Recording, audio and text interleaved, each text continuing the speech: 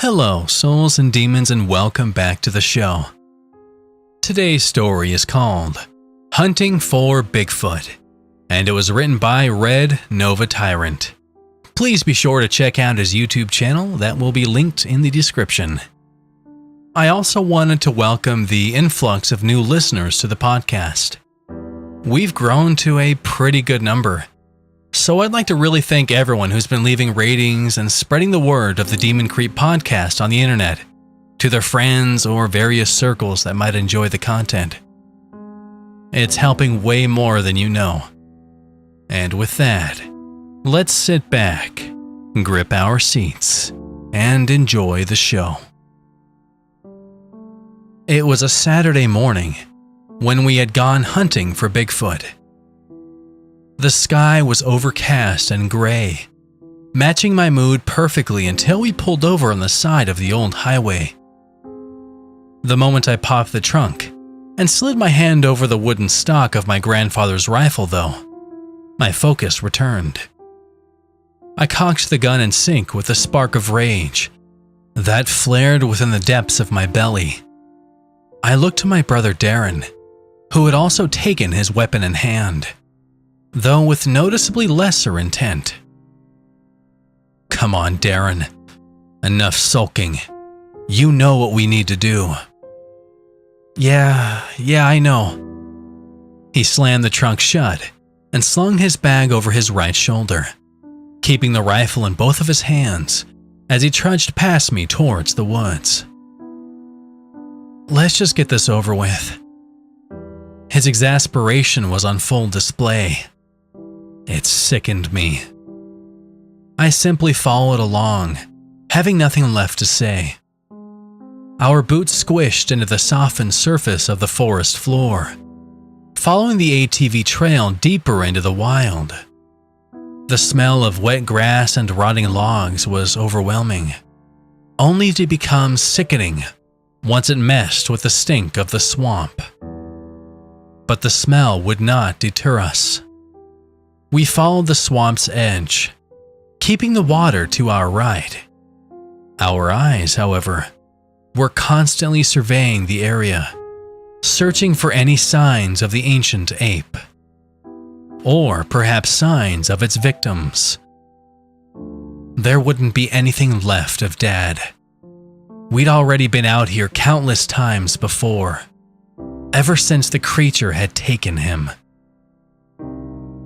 Darren still refused to believe his brother, let alone his own eyes. But I knew what we had seen that day. A dad taking his two preteen sons on a fishing trip, having great fun in the sun. It was the first time I had ever actually caught anything, which was still better than how Darren was doing. At one point, my kid brother started crying after one fish broke his line, and Dad had to console him. And as he did that, the shadow came. I watched it approach from its cover amongst the tree line, slow but steadily. When I pointed it out to him, Dad took a quick look before telling us to start walking away from the bear, backwards and with care. We all had our eyes on the shadow, so we were all able to see when it dropped to all fours and began sprinting for us. Dad told us to run back to the car as he pulled out his pocket knife, trying to stand as tall and wide as he could to scare it off. Darren was crying in fear, so I had to pull him away, but that didn't stop me from watching.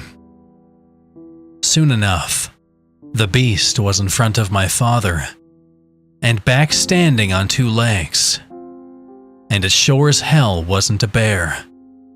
If anything, it was a roided out gorilla that hadn't skipped leg day. It blotted out the sun with its stature, looming several feet over our dad.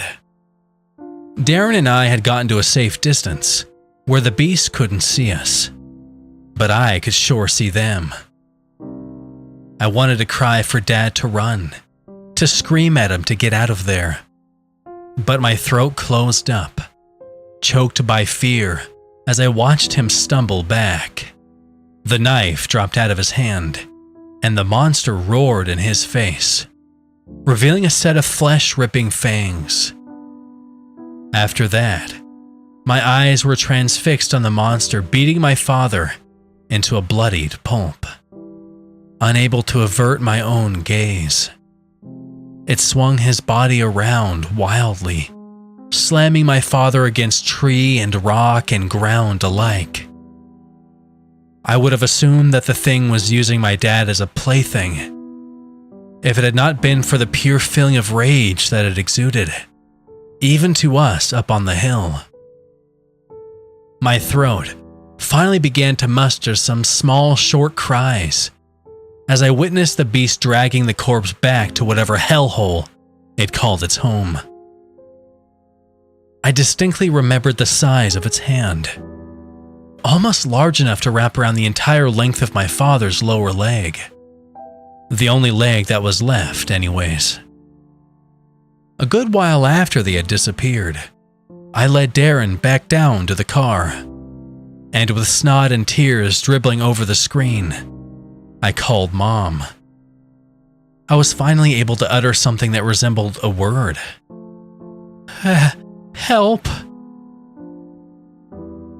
The police found the leg that the beast tore off a few days later, floating in the swamp. And the footprints fit the proportions too. But the police ruled that we had just seen a bear attack, and that the footprint size was due to the bear's paws spreading out in the mud.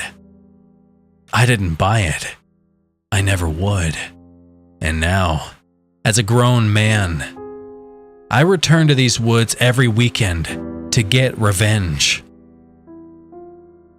Looking down at the ground, I stopped dead in my tracks. Darren, over here. My younger brother came sprinting back to me as I grinned and pointed. The same enormous footprints we'd only seen on a few occasions. What did I tell you? Jacob, they're the same prints from before. We've been over this. Those are... Don't say it again, I growled. Darren was far more willing to just conform to whatever the nice police officers told him, because it was easier to listen. It was easier to just pretend that what happened was something normal, and not our father being murdered by a Sasquatch. Do you see the pattern of the pads? This is not a bear's foot, and it ain't one of our boots. That there, that's the footprint of our Bigfoot. Darren just sighed and stood up. Come on, let's just lay the traps already. And you're on the first watch. It's way too early for me to deal with your crazy mess. Grumbling, I pulled my pack off and ruffled through its contents until I found the jaws. In one swift but heavy motion, I tossed my bag towards my brother, which contained our leg traps. He cried out as the steel slammed against his skin. Ow! What is wrong with you? Darren was always an infant, weak. It was for that very reason I dragged him out here each weekend, hoping that seeing the beast and confronting it would toughen him up and finally give us the closure we desperately needed. Hey, you asked for them. A rumble sounded through the trees. We both instantly grabbed our rifles and began scanning our surroundings, trying to catch any kind of movement. Plap!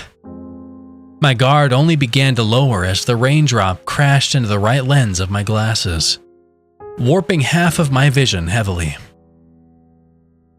Just thunder, I murmured, putting my rifle down to clean my glasses.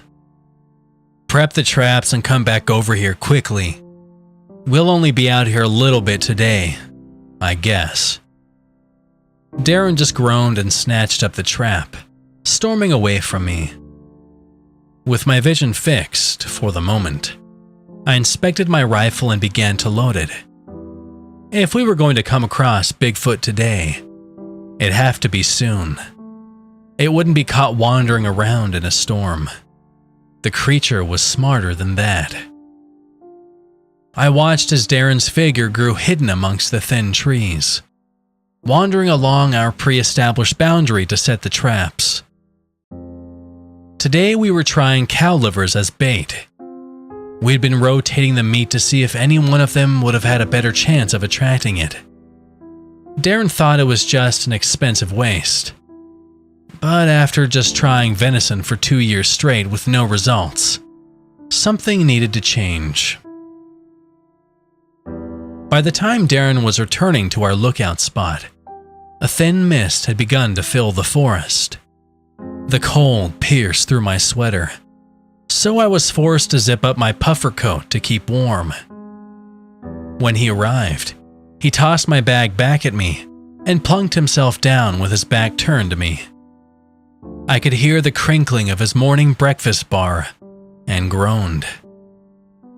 You should be ready to kill that thing at any moment, not snacking. You're completely deluded, you know that. I didn't bother responding. Darren's mind was well made up at this point, and no amount of convincing or conversation would change it. Only the stone-cold corpse of the Sasquatch would make him see the truth for now. For a moment, I wondered what the Sasquatch meat would taste like to myself. The rumblings of thunder grew more consistent, and the mist had thickened as we sat and waited. I was constantly having to wipe my glasses clean to remain vigilant, now blinded from water and fogging alike. After a little while, it was my turn to check on the traps. Brushing off the mud and leaves, I trotted through the brush, checking all the traps' positions. And as usual, Darren had completely mucked up all the placements. The lazy prick. So it was left to me to adjust them, moving them to spots that were slightly more hidden, so it wasn't blatantly obvious to the beast that it was being hunted. Muttering under my breath, I fixed each trap and just moved on, until the fourth trap of 5. The cow liver was not there, but the trap had not closed shut, and the mud around the area was stomped and squished in various ways. The tingle of anticipation began to hurry my heartbeat, and I just stared at the device before calling out to Darren. Hey, Darren, you put livers on all the traps, yeah? Yes, Jake. I don't need your... Thunder rolled again, but I had heard enough from my brother to get my answer. I began to make my way to our outpost, walking backwards at first and surveying my surroundings. Once I was certain no eyes were watching me from beyond my view, I raced back to my brother and slid back beside him. Darren began shouting at me and demanding to know what was wrong, but I shushed him quickly. Something took the liver on trap 4, I whispered, trying to hide my simultaneous excitement and fear. So?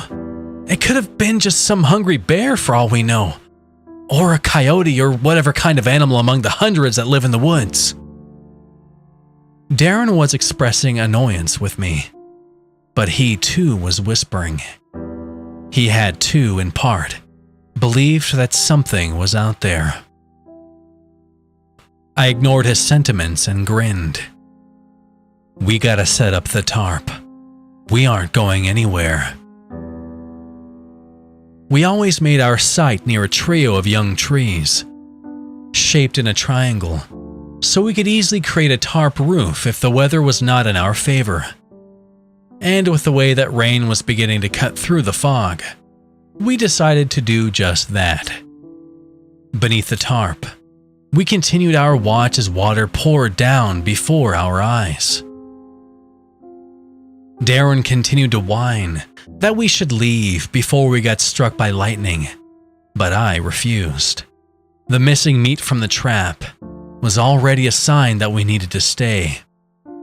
In all of our time out here, only twice before had the meat been taken, and both times the trap had been shut. But we had never caught anything actually stuck in the traps. The beast mocked us, taunted us, wanting us to know that it was not just some random creature of the woods. It was greater than that. Time passed. The sky boomed above us. I gave myself but a moment to imagine that we were soldiers in Vietnam, hunkering down in the rain, but staying awake in case of a sudden enemy attack. I was pulled from the thought by a hand on my shoulder. Whipping my head around, I saw Darren starting to get up. "I need to stretch my legs. Gonna go check the other traps." He started to leave, but turned back to look at me. "We really should get going soon. The weather is awful." I shook my head without a word. Darren opened his mouth to say something else, but he gave up and left.